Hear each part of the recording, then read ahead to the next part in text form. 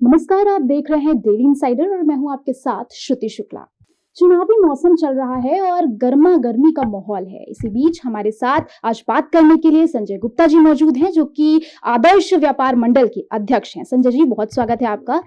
संजय जी, ये बताइए कि आपने अभी मांग पत्र जारी किया है, उस पर पॉलिटिकल पार्टीज का क्या रिएक्शन है? उत्तर प्रदेश आदर्श व्यापार मंडल ने प्रदेश के सभी पॉलिटिकल पार्टीज के लिए अपना एक 14 सूत्रीय मांग पत्र जारी किया है। उसमें हम लोगों की ये मांग है कि प्रदेश के व्यापारियों की समस्याओं के समाधान के लिए प्रदेश में ई कॉमर्स के लिए नीति लागू की जाए। साथ ही साथ व्यापारी इस समय ई कॉमर्स को लेकर के परेशान है, तो प्रदेश में एक ऐप ऐसा तैयार किया जाए, एक ऐसा प्लेटफॉर्म तैयार किया जाए जिसके माध्यम से व्यापारियों को सुगमता से व्यापार कर सके। और प्रदेश सरकार, क्योंकि एक अमेजॉन जैसी बड़ी कंपनियां इस समय इस फील्ड में हैं, तो उनसे प्रतिस्पर्धा करने के लिए यह आवश्यक है कि उसी स्तर का एक ऐप तैयार किया जाए। तो हम लोगों की ये मांग है सरकार से, जो भी नई सरकार बने उनसे, कि एक ऐप तैयार किया जाए, एक प्लेटफॉर्म तैयार किया जाए, ताकि व्यापारियों को उसमें निःशुल्क व्यापार करने की सुविधा मुहैया हो।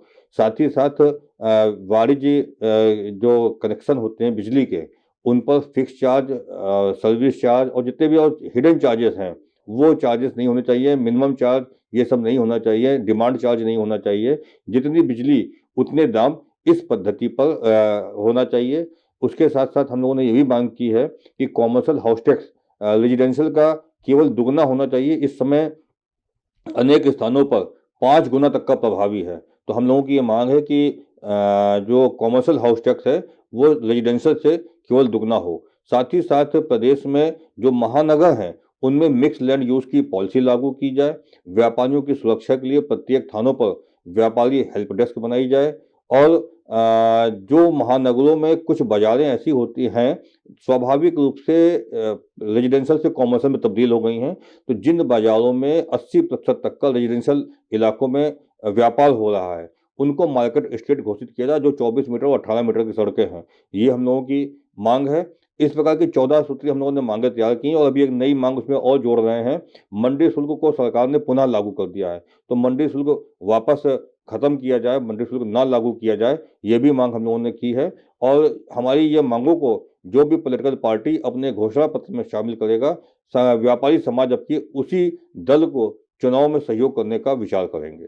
संजय जी, ये बताइए कि कौन कौन सी आपने जो मांग पत्र जारी किया है, उस पे राजनीतिक दल, किन किन राजनीतिक दलों के पास आपका मांग पत्र पहुंच चुका है? देखिए, प्रमुख राजनीतिक दलों को हम लोगों ने देने का निर्णय लिया है, जिसमें हम लोगों को जो दिख रहा है वो भारतीय जनता पार्टी और समाजवादी पार्टी, दो प्रमुख राजनीतिक दल ऐसे हैं जो सरकार बनाने की स्थिति में आगे पीछे की उसमें हैं।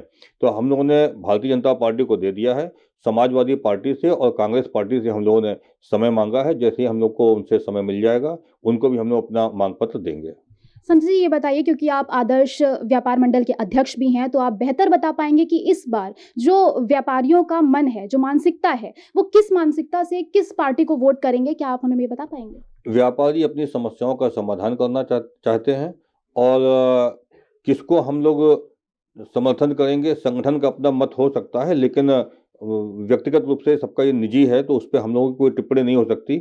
हमने एक क्राइटेरिया तैयार किया है कि जो भी पॉलिटिकल पार्टी व्यापारियों की मांगों को अपने घोषणा पत्र में स्थान देगा, हम उसके साथ जाना पसंद करेंगे। ये हम लोगों ने एक पॉलिसी बनाई है। संजय जी, आज आपने जो एक मांग रखी है सरकार से कि ओमिक्रॉन को देखते हुए जो केसेस बढ़ रहे हैं, उसको देखते हुए आपने जो मांग रखी है कि बैरिकेड कर दिया जाए, लोगों को रोका जाए, उस पर ध्यान दिया जाए, तो उस पर आपका क्या कहना है? क्या कोई रिस्पॉन्स आया है? देखिए, आज उत्तर प्रदेश आदर्श व्यापार मंडल ने एक प्रेस नोट जारी करके मीडिया के माध्यम से सरकार से ये मांग की है कि जितने भी प्रकार के सरकारी आयोजन हैं, जितने भी पॉलिटिकल पार्टीज हैं, जो उनकी रैलियां और सभाएं हो रही हैं जिनमें हजारों की और लाखों की भीड़ हो रही है, उस पर भी प्रतिबंध लगना चाहिए। क्योंकि सरकार ने जो नाइट कर्फ्यू लगाया है वो स्वागत योग्य है।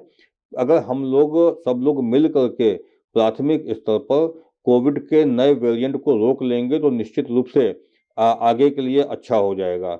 हम लोगों ने ये मांग की, हमने ये देखा कि जनता के कार्यक्रमों पर तो सरकार ने रोक लगाई है, लेकिन कहीं ना कहीं पॉलिटिकल पार्टीज के और सरकार के आयोजन पूरी तरीके से अभी चालू हैं। ऐसी स्थिति में जिस प्रकार से जनता के आयोजनों पर प्रतिबंध और संख्या सीमित की गई है, ठीक उसी प्रकार से सरकारी आयोजनों पर भी होने चाहिए, क्योंकि किसी भी आयोजन में यदि भीड़ होगी तो निश्चित रूप से कोविड का प्रकोप बढ़ने का खतरा रहेगा। संजय जी, ये बताइए कि अभी आप बोल रहे हैं कि भीड़ जुट रही है, तो मैं ये पूछना चाहती हूँ कि जो सरकार है वो वैसे तो जो शादियों में हो रहा है, शादियों में उन्होंने 200 से ज़्यादा मेहमान नहीं आ सकते हैं, लेकिन वो अपनी जो रैलियां कर रही है उसमें तो लगातार बहुत सारी भीड़ आ रही है, उस पर आपका क्या कहना है? मैंने यही मांग की है कि रैलियों पर भी प्रतिबंध होना चाहिए, सरकारी जो आयोजन हो रहे हैं उन पर भी प्रतिबंध होना चाहिए। ऐसा नहीं कि शादी में जो लोग भीड़ इकट्ठा होगी तो उसमें कोविड का खतरा है और जो रैलियों में होगा उसमें कोविड का खतरा नहीं है, दोनों तरफ खतरे बने हुए हैं। तो ऐसी स्थिति में हम लोगों को, सरकार को लगातार सब चीज़ों की चिंता करनी होगी, तभी जाकर के चीज़ें हो पाएंगी। क्योंकि पिछली बार हम लोगों ने देखा था कि हम लोग कहीं चूक गए थे, जिसकी वजह से लेट होने के कारण प्रकोप बढ़ गया था। इस बार इसका प्रसार ना होने पाए, ये कोविड अपना भयावह रूप न लेने पाए, इसके लिए अति आवश्यक है किसी भी प्रकार की बड़ी भीड़ के एकत्रीकरण को रोकना चाहिए।